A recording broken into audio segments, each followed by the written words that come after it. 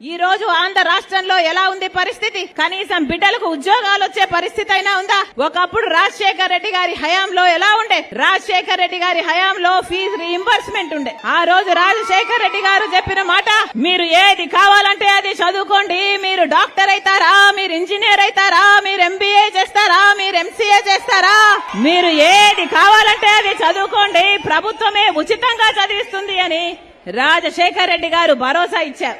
ఆ రోజుల్లో ఎంతమంది బిడ్డలు ఎంబీఏలు ఎంసీఏలు ఉచితంగానే చదువుకున్నారు, డాక్టర్లు ఇంజనీర్లు అయ్యారు. ఈ రోజు లక్షణంగా ఉద్యోగాలు చేసుకుంటున్నారు. ఇప్పుడు ఫీజు రీయింబర్స్మెంట్ లేదు. తల్లిదండ్రులే కూలీ నాలీ చేసో అప్పు సొప్పో చేసో బిడ్డలను చదివించుకోవాలి. చదివించుకున్నాక పోని వాళ్ళకు ఉద్యోగాలు వస్తున్నాయంటే అది లేదు. ఈ రోజు మన రాష్ట్రంలో 19 లక్షల మంది బిడ్డలకు ఉద్యోగాలు లేక చిన్న చిన్న ఉద్యోగాలు 10,000 రూపాయలకు 12,000 రూపాయలకు ఉద్యోగాలు చేసుకుంటున్నారంటే అది అవమానంగా లేదా?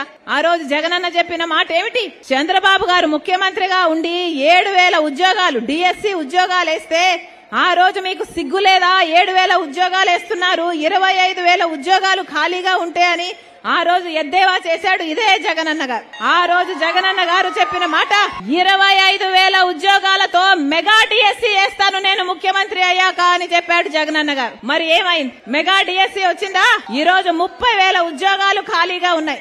లక్షల మంది బిడ్డలు డిఎస్సి కోసం ప్రిపేర్ అయి ఉన్నారు, సంవత్సరాల నుంచి ప్రిపేర్ అయి ఉన్నారు. ఇప్పుడు కేవలం ఎన్నికలు వచ్చాయి కాబట్టి మెగా డిఎస్సి లేదట, ఒక దగా డిఎస్సి. కేవలం 6,000 ఉద్యోగాలతో ఒక దగా డిఎస్సి ఇప్పుడు ప్రవేశపెట్టారు. ఉద్యోగాలు నోటిఫికేషన్ ఇచ్చి వాళ్ళకు ఉద్యోగాలు రావడానికి 6 నెలలు పడుతుంది. మరి ఇప్పుడు ఎన్నికలు ఉన్నాయని తెలిసి ఇప్పుడు ఇచ్చారంటే భర్తీ చేయాలని చిత్తశుద్ధి ఉందనుకోవాలా, లేకపోతే ఎన్నికల కోసం చేసే ఎన్నికల స్టంట్ అనుకోవాలా? అందుకే చెప్తున్నాం, నిరుద్యోగుల కోసం కాంగ్రెస్ పార్టీ పోరాటం చేస్తుంది. నిరుద్యోగుల కోసం, మన యువత కోసం కాంగ్రెస్ పార్టీ నిలబడుతుంది.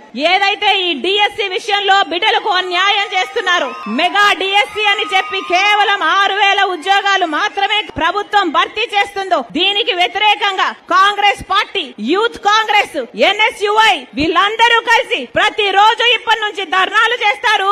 మంత్రుల ఇళ్లలు, ఎమ్మెల్యేల ఇళ్లని ముట్టడి చేస్తాం. ఆఖరికి నేను కూడా సెక్రటేరియట్ ముట్టడిలో పాల్గొంటానని, నిరుద్యోగుల పక్షాన్ని కాంగ్రెస్ పార్టీ నిలబడుతుందని, కాంగ్రెస్ పార్టీ అధికారంలోకి వచ్చిన వెంటనే మొట్టమొదటి సంతకం నిరుద్యోగుల ఉద్యోగాల కోసమే పెడతామని